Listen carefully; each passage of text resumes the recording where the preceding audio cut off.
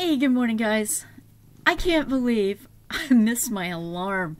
It's like, you know how you hear your alarm going off, but it's way off in a distance, and so you just don't pay any attention to it? Yeah, it was this morning. Which is really bad because I've got an order due out, has to go out in the mail today, of a white mouse mug hug.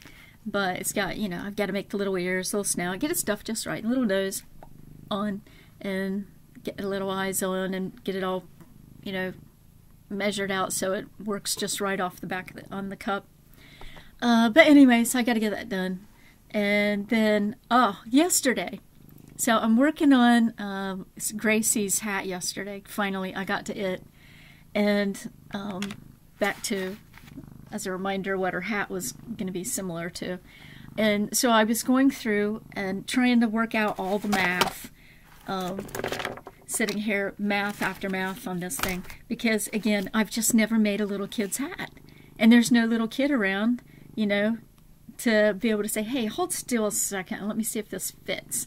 So that's, you know, thrown me off quite a bit on that, because if you hear any purring, she won't stop this morning. So anyways, so it's thrown me off a bit. So here's what happened yesterday. I'm trying to get the hat to fit right, because different ones have whined that my hats are a little bit loose. Well, I don't know what's happened, because like when you take your circumference measurement, right? Okay, mine's 21 1/4. So that means you take a good fitting hat, you subtract 2 inches, all right, of negative E. So I would use a 19 1/4. Well, for some reason, even though my swatch and the gauge is still accurate, it's still coming out too big, and I don't get it. What they feel is too big. And I guess because they're used to going to a store and you put on a hat and it fits extremely snug to your head, and I don't make things that fit extremely snug to your head. I don't know why. I don't know. It's probably some subconscious thing against tight-fitting hats. But anyways, for some reasons, mine's not coming out as snug as what it should.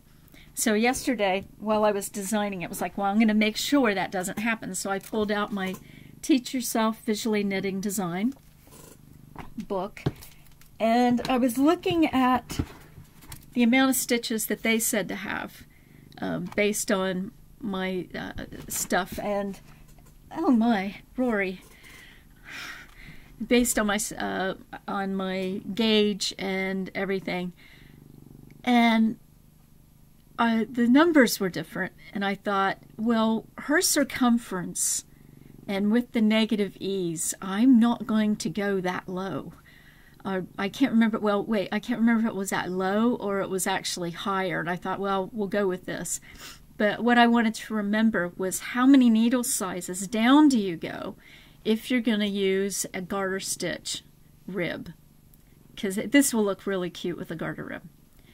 And so anyways, it was 2 sizes smaller. So I'm using number 9 needles because I don't have 10s. You're supposed to have 10s. I don't have 10 circulars. So I got my number 7s out and started on this. Well, now we go back to the math. The math of it is to slide the beads with a darning needle, you know, a nice size one. You can use one like this since it's working pony beads, and slide them onto your yarn. Okay, and then as you need one, you pull it up, and, you know, bada bing, bada bam, bada boom, you got it. Well, to get them onto the yarn, you now had to figure out how many beads were going to fit in a row, and then how many beads you were going to need all together in order to put them on, because the last thing in the world you want is to come up short on the beads. You know, so I got all of that worked out, how many beads it was going to take, and I got going on the hat, and all of a sudden I realized, hey, duh, all the time you spent trying to work out the number of beads you wanted going around and how many you were going to need to put on the string, guess what? You forgot to put them on. So at that point, after wrestling with the hat all day, sketching out more designs, oh my, I ended up sitting down last night and going, okay, you know what? Selfish crochet time, because that always makes me feel better. So this, I think this is Red Heart Sunrise. I can't remember. But anyways, I absolutely love this variegated yarn. So I started on that. And what it's going to turn into is, hold on here. What is it going to be? It's going to be similar to a ponytail hat, but not quite. It's going to be like this. So I haven't figured out what color the I-cord and the pom-poms are going to be yet, but no rush on that. But anyway, so that was my day yesterday, and today it's dive back in. I'm going to just... I really don't know what I'm going to do with the beads. I haven't gotten that far. I think I've only gotten like 3 rows on this thing. I could tear it apart and do it again. But anyway, so that's my day, getting her hat finished. And now I'm going to have a very brief rant. I love listening to podcasts. I love listening to podcasts. I'm a podcast addict. When it comes to while I'm knitting, because sometimes I learn a lot from them, and sometimes I just listen just for the fun of having another voice in the room, or because they're really funny, like the Bakery Bears podcast. I mean, they're just wonderful, because you not only get history lessons, but it's just fun watching Dan and Kay when they get into little bickers here and there. So anyway, what I don't like in a podcast is people mixing politics and knitting. Because I now have a number of different shows I will no longer listen to because I'm sick to death of people adding in politics with knitting. Shut up already. You know, people don't listen to your podcast to listen to you talk about politics. Knitting is a great way to escape from it all. Okay? It's a great way to escape from all the troubles. Knitting is a form of therapy for a lot of us. And it is. I mean, it's a way to relax. And when you start adding in your political crap that no one wants to hear, if we want to hear that, we'll go on Facebook.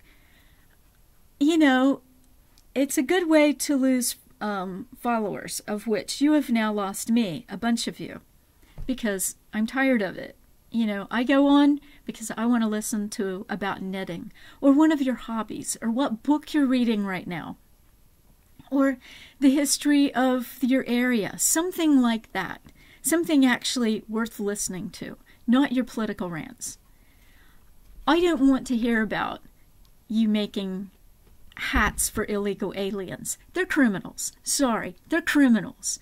My family came over legally.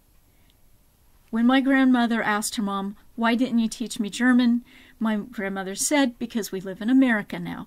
We speak English." Everything was done completely proper. Okay? So when I see some idiot come across illegally, I don't care what your excuse is for it. You're a criminal. You belong jailed and thrown back to where you came from. There. Now you can unfollow me if you want to. But that's my political rant. Because I'm tired of people talking about politics. I am a very diehard conservative. I'm a Trumpublican, I think is what we've been called. But you don't hear me sitting around talking about politics. And I'm not going to, after today.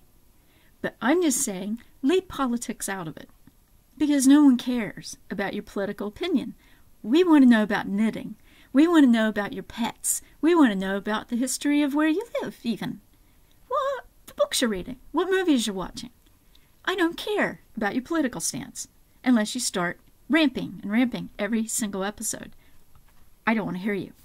So, those people are now officially cut off. What's another? Oh, and I'm not the only one who's feeling like this, by the way.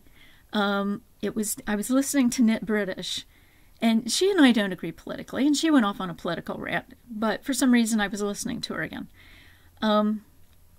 But she was talking about the stupid things that were bothering her within the yarn industry, and it was the dumb projects that people were coming up with. And it was like, well, okay, so that makes me feel better. Somebody else is finding different things really annoying as well. So she gave her rant off, so that's my mini rant. Hers went on for about 35 minutes or something. But that's my rant. Shut up about politics. Politics and knitting don't go together. Knitting and peaceful things do, which is why I avoid that stuff.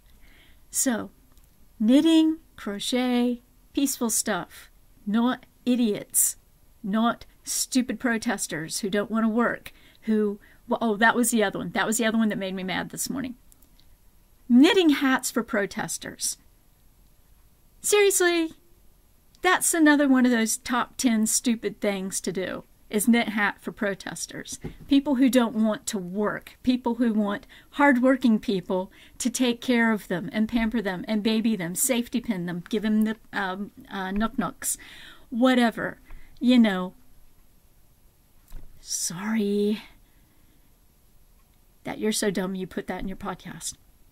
But I'm just protesting against you. Don't knit hat for protesters. Make them go out, get a job, and do their own knitting. So that's my rant for today, and the last rant you're ever going to hear from me, because I prefer knitting and giving you pictures and telling you something about my farm or my latest dig finds. My latest dig finds. Speaking of latest dig finds, hold on right there. Look what I found.